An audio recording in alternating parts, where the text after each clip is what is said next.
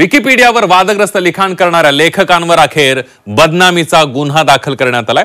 छत्रपती संभाजीराजेंच्या बदनामी प्रकरणी विकिपीडियावरच्या लेखकांविरोधात एफआयआर दाखल करण्यात आलाय। झी 24 तासने ही बातमी सर्वात आधी दाखवली होती।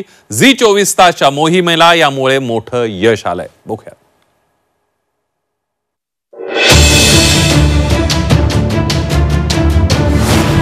छत्रपती शंभूराजांची बदनामी करणाऱ्यांना दणका। वादग्रस्त मजकूर प्रकरणी विकिपीडियावरच गुन्हा।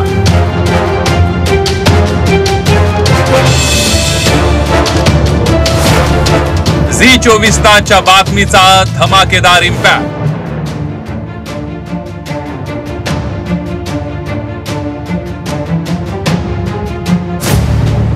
छत्रपती संभाजी महाराजांबाबत बदनामीकारक मजकूर प्रसिद्ध करणाऱ्या विकिपीडियाला दणका बसलाय।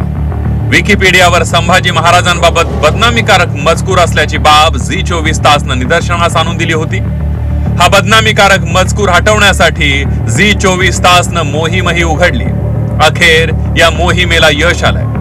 विकिपीडियावर शंभूराजांबाबत बदनामीकारक मजकूर लिहिणाऱ्या लेखकांविरोधात सायबर सेलनं गुन्हा दाखल केलाय।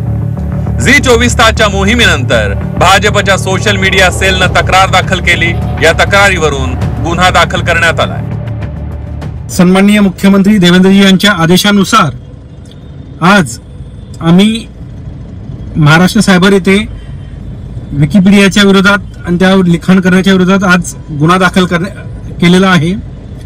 या संदर्भात जेवढे काही अकाउंट्स विकिपीडियावरती छत्रपती संभाजी महाराज यांच्याबद्दल आक्षेपार्ह लिखाण केलेलं आहे त्या सर्वांच्या विरोधात हा गुन्हा नोंदवला गेलेला आहे।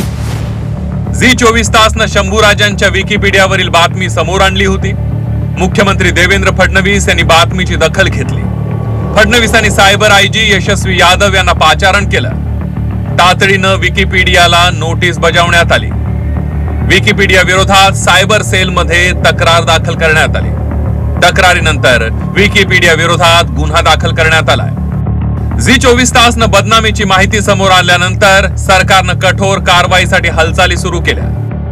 विकिपीडियावर छत्रपती संभाजी राजेंच्या बद्दल आक्षेपार्ह लिखाण केलं गेलेलं आहे।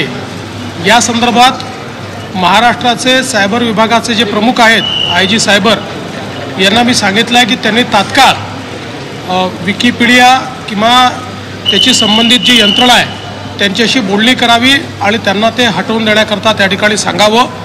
जी काही प्रक्रिया त्याकरता करावी लागते ती प्रक्रिया करावी, पण अशा प्रकारचं आक्षेपार्ह लिखाण हे ओपन सोर्सवर अशा पद्धतीनं राहणं हे अतिशय चुकीचं आलं पाहिजे।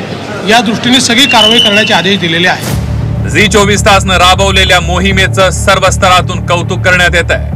खूप खूप अभिनंदन झी 24 तासचं, कारण ही मात्र निर्विवाद सत्य आहे की तुम्हाला विकिपीडियामध्ये ज्यावेळेस हे चुकीचा मजकूर आणि चुकीचा इतिहास अपलोड झालेला दिसला त्यानंतर तुम्ही एक मोहीम उघडली होती।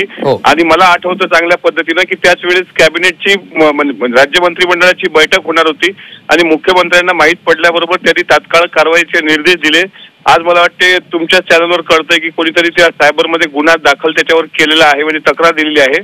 त्यावर कडक गुन्हा दाखल होऊन त्याला कडक शासन झालं पाहिजे ही सरकारची भूमिका आहे। त्याचप्रमाणे आता इथून पुढे जर छत्रपती शिवाजी महाराज संभाजी महाराजांच्या किंवा एकूण महाराष्ट्राच्या इतिहासातील कुठल्याही महापुरुषांच्या बाबतीत असा बदनामीकारक मजकूर विकिपीडिया किंवा सोशल मीडियामध्ये व्हायरल होत असेल तर KRK सारखा अजूनही सुटलेला आहे। KRKनी विकिपीडियाची माहिती स्वतःच्या ब्लॉगवर टाकून किंवा स्वतःच्या ट्विटरवर फॉरवर्ड केली होती, त्याला अजूनही कुठलंही शासन झालेलं नाही। त्यामुळे या विकिपीडियावर कारवाई केली याबद्दल महाराष्ट्र सरकारचं अभिनंदन करतो। मला अभिमान पण वाटतो की सरकारने इतक्या तातडीने ही कारवाई केली। बातमी देऊन सनसनाटी निर्माण करणं हे आमचं काम नाही।